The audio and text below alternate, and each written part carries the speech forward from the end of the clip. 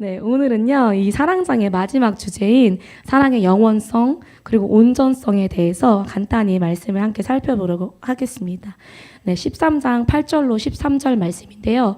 함께 읽도록 하겠습니다. 시작.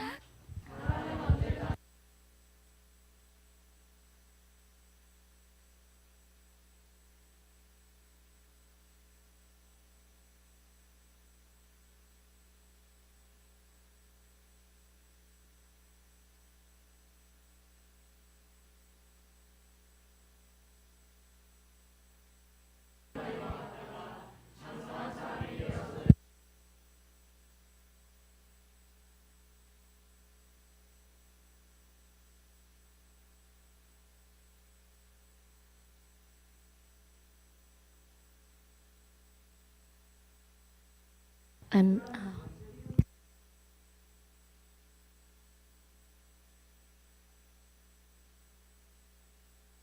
네, 사랑은요, 영원합니다. 아멘이시죠? 네, 왜냐면요, 하나님은 영원하시고, 영원하신 분이기 때문에 그 영원하신 분이 사랑하기 때문에 그 사랑이 영원한 거예요. 수많은 점들이 모여서 하나의 선을 이룹니다. 점선. 이렇게, 네. 수많은 점들이 모여서요, 선을 이룹니다. 저는 되게 멋있는 사진으로 찾아줄 줄 알았는데, 네. 오늘, 정서의 센스, 이과적인 센스로 이렇게 막 멋있게 만들었는데, 네.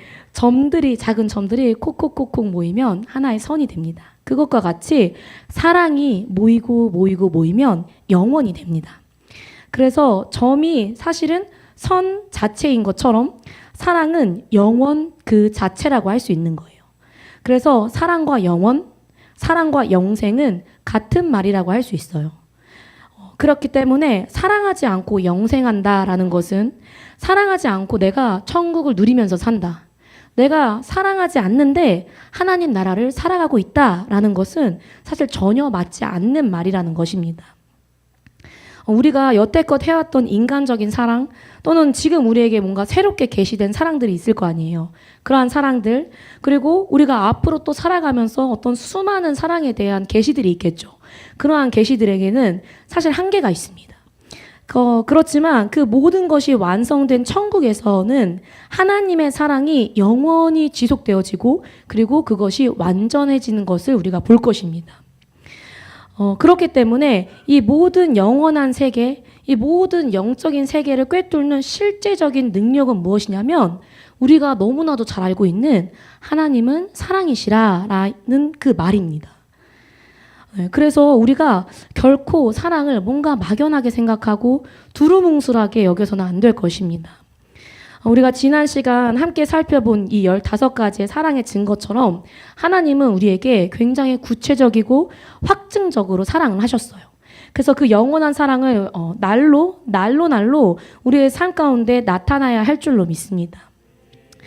사랑이 영원하기 때문에 오직 사랑만이 언제까지나 떨어지지 않기 때문에 사랑을 잃은 이 고린도 교회에서 그렇게 중요하게 여겼던 수많은 은사들, 예언도 방언도 그치고 지식도 패한다고 사도 바울은 말하고 있는 것입니다. 그들이 은사를 그렇게나 중요하게 여겨도 지금은 이 모든 것이 희미하고 부분적으로밖에 이루어지지 않는다는 거예요. 그래서 10절 말씀을 보면 온전한 것이 올 때에는 부분적으로 하던 것이 패하리라 라고 기록이 되어져 있습니다. 이것은요, 말세의 주님께서 이제 재림하실 때 있을 그러한 사건인데요. 그러나 온전한 사랑이 내 안에 커지면 커질수록 뭔가 부분적으로 일하는 은사나 한계적인 역사들은 내가 스스로 포기하게 된다는 거예요. 내가 하나님의 그 깊은 사랑을 알아가면 알아갈수록 뭔가 은사에 취하는 거, 내가 은사를 더 많이 받고 싶어하는 어떤 욕심들, 또는 단 며칠 만에 하나님이 부어주신 것에 만족하는 거, 또는 나의 지체를 막 사역을 해서 어떻게 대단하게 근시일 내에 막 변화시키고자 하는 사실은 나의 고집들, 이러한 어떤 단편적이고 부분적으로 하던 모든 것들이 포기되어지고 오직 주님의 사랑의 방식, 이 15가지의 사랑의 증거들이 우리 가운데 나타난다는 것입니다.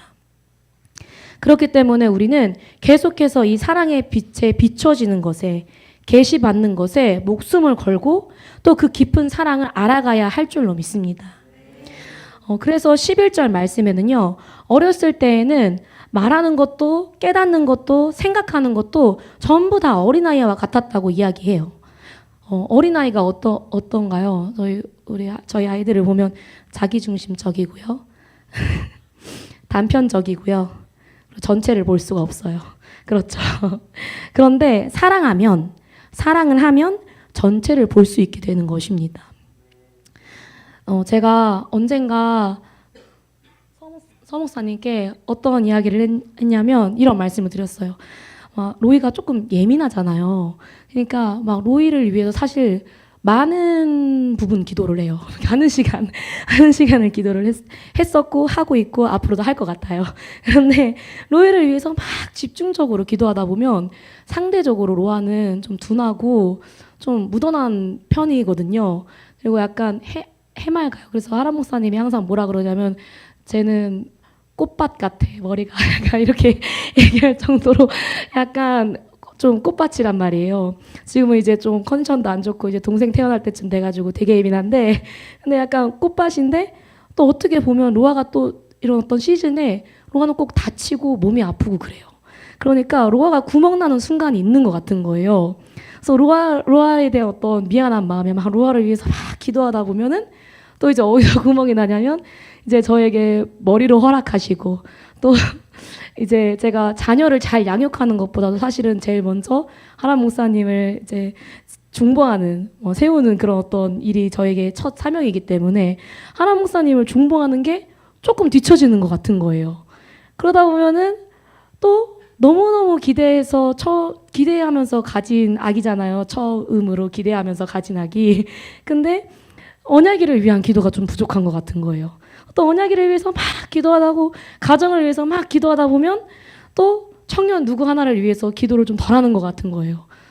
그래서 민서 먼 곳에서 고생하는데 민서 위해서 진짜 기도해야지. 민서 위해서 기도하다가 지혜 또 그러네. 또 그러네. 지혜에서 기도하고 그러다 보면은 막 정말 교회를 위한 기도가 부족한 것 같고, 그러니까 늘 뭔가 성령께 집중하고 기도를 해도 24시간이 모자른 것 같은 거예요. 그러다 심지어는 막 새벽에 이렇게 자잖아요. 그럼 새벽에 깨잖아요. 그러면은 막 영이 막 기도하고 있는 게 느껴져요. 그럼 같이 영이랑 같이 막 몇 시간 기도하다가 잠들어요. 그럼 아침에 일어나서 나 새벽에 일어나서 기도했다 막 이런 사람한테 얘기하고 그렇게 하는데, 그럼에도 불구하고 뭔가 항상 제 역량이 막 너무 부족한 것 같고, 제 그릇이 뭔가 이 정도인 것 같고, 막 사람들을 만나 너무 미안한 것 같고, 그런 어떤 마음이 있다고 제가 막 이제 나눈 적이 있었어요. 왜 눈물 날 것 같죠? 마지막이라 그런가? 네. 그런데 제가 이제 지난주에 나눴던 것처럼 뭔가 하나님 앞에 충성을 인정받고, 뭔가 딱 깨지고 깨달아지는 그런 어떤 순간이 오니까요. 이러한 어떤 기준조차 사실은 제가 되게 굉장히 하나님 앞에 어린아이와 같이 자기중심적인 기준이었던 거예요. 하나님은 때에 따라서 하나님이 원하시는 방향으로 하나님의 어떤 지식의 은사의 대로 기도하게 하시는데, 이런 어떤 것들이 굉장히 단편적이고 또 빠르게 하나님의 나라가 이곳 가운데 정말 더 강하게 임하기를 원하는 그런 어떤 저의 어린아이와 같은 모습을 보여주시는 거예요. 아직 제가 어린아이와 같은 부분이 많겠지만 어느 정도의 뭔가 전체를 보고 또 기다리는 하나님의 어떤 사랑이 조금이나마 계시가 되니까 조급함이 좀 사라지고, 그리고 좀 더 하나님의 때를 기다리게 되고 약간 순종하는 그런 어떤 마음들이 조금씩 생기는 거예요. 나의 중심으로 기도하지 않고 또 단편적으로 기도하지 않게 되는 그런 순간이 온 거예요. 그러니까 앞서 우리가 함께 읽은 이 10절의 말씀처럼 부분적으로 하던 것들, 중요하기도 하지만 사실은 좀 더 단편적이고 부분적이었던 것들이 하나씩 포기되어지는 그러한 역사가 저에게 있었습니다.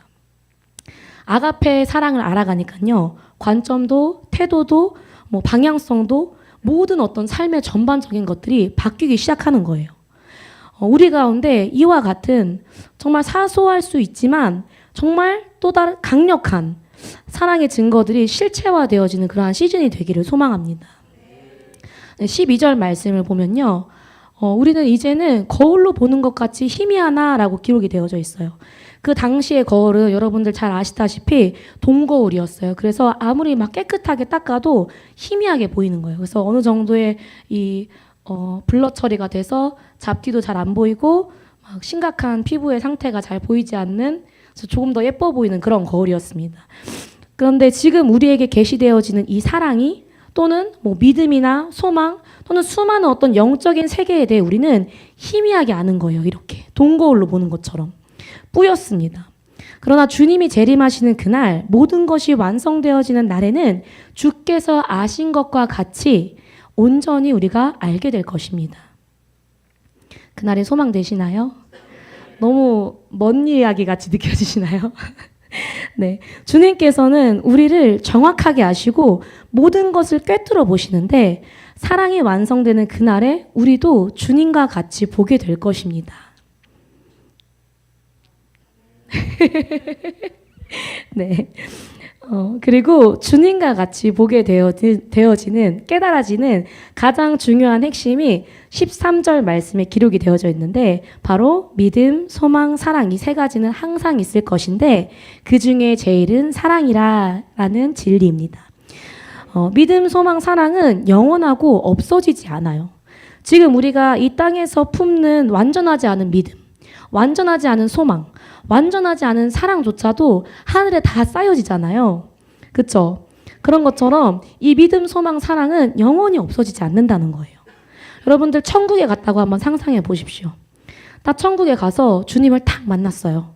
그랬을 때 딱 주님께 주님, 내가 당신을 믿습니다. 이렇게 고백할까요? 이렇게 고백하실 것 같나요? 그러면요, 당신의 소망을 우리 가운데 넘치도록 부어주시옵소서. 이렇게 고백할까요? 천국에 딱 가서 주님을 딱 만나는데 당신의 소망을 우리 가운데 넘치도록 부어주시옵소서. 이렇게 기도할 것 같나요? 동진 청년 집사님? 네, 잠깐만 우리가 상상해도 천국에 가서 주님을 배웠을 때 이렇게 고백하진 않을 것 같아요. 그런데 왜 천국에 갔을 때 믿음, 소망, 사랑이 항상 있을 것이라고 이야기할까요? 여러분들이 잘 아시다시피 사랑 안에 모든 것이 담기기 때문입니다. 지금은 우리가 이 땅에 살면서 순간순간 믿음을, 소망을 막 유지하려고, 붙들려고 몸부림치고 노력하잖아요. 그런데 천국에서는 모든 순간 하나님의 신뢰가 하나님의 사랑 안에 들어가 있는 것이 됩니다. 그래서 늘 하나님을 바라보게 있게 되는 거예요. 그렇기 때문에 사랑이 소망이고 사랑이 믿음이 되는 것입니다. 사랑 안에 다 포함되는 거예요. 이것은 모든 영적인 원리와 동일하게 주님이 오시고 우리가 천국에 들어가야 완전해지지만, 우리는 그것을 당겨서 이 땅에서도 그러한 인격의 구조와 원리로 살아내야 할 줄로 믿습니다. 우리의 모든 삶의 어떤 체계가 하나님의 사랑 안에서 움직여야 한다는 거예요. 그렇다면 어떻게 해야 우리에게 이런 어떤 사랑의 증거들이 날이 갈수록 나타나며 사랑의 열매를 맺을 수 있게 될까요? 그 영원을 우리가 이 땅에서 취하면서 살아갈 수 있게 될까요? 고린도전서 12장 31절이 바로 그 대답입니다.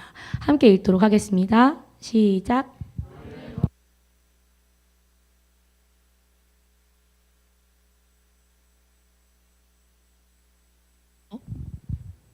12장에 앞서 모든 은사를 사모하라고 하지 않아요.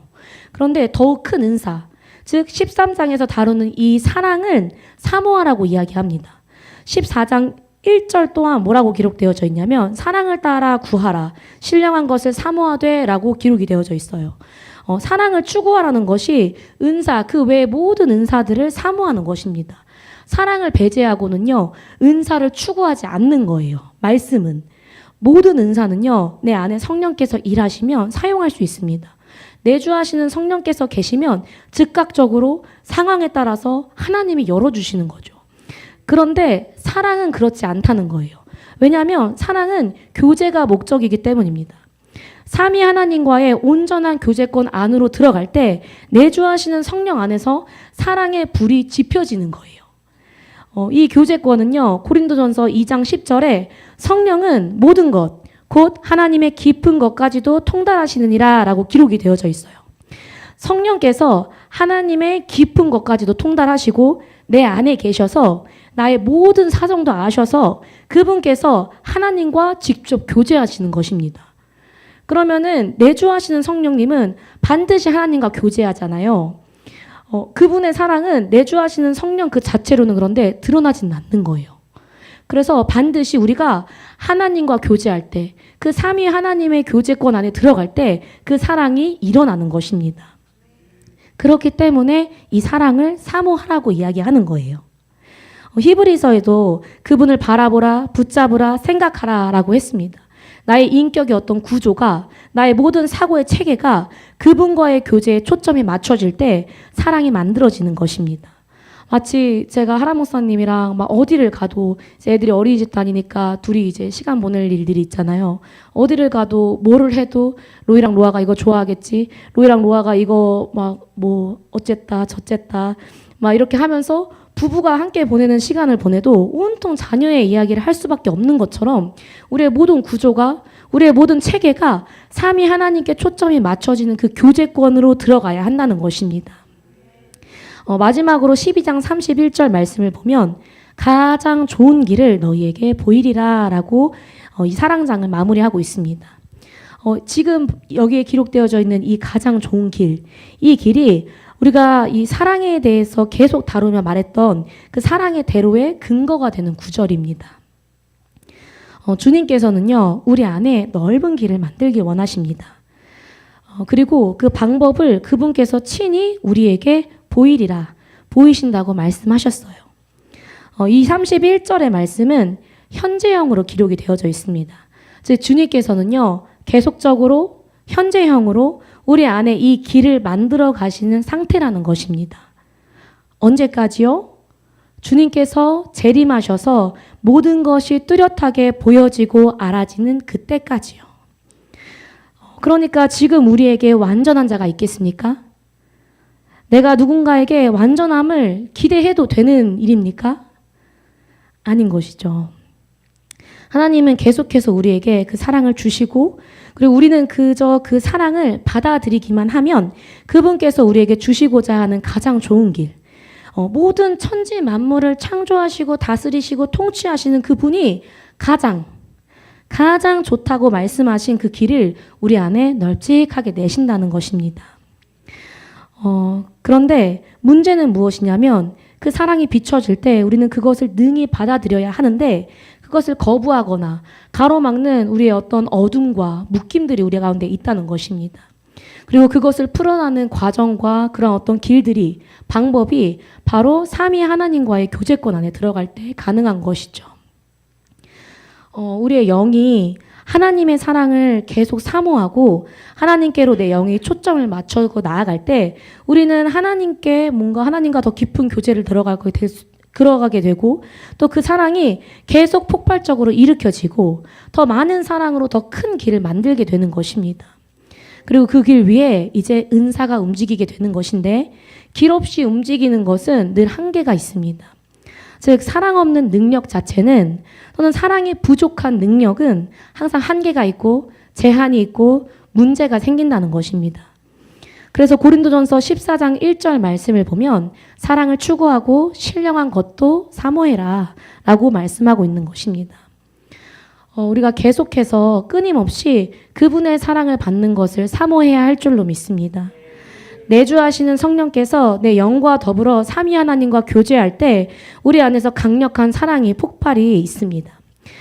사랑은요, 막연하고 또 추상적이거나 또는 과거에 머무는 뭔가 첫사랑이나 또는 막연한 미래가 아닙니다. 반드시 현재적인 사건이 되어야 할 줄로 믿습니다. 그리고 그 사랑의 확증이 오늘 지금 이 시간 우리 가운데서 폭발하길 소망합니다. 그리고 그 사랑이 성령을 통해서 우리 가운데 더욱더 확증되어지길 소망합니다.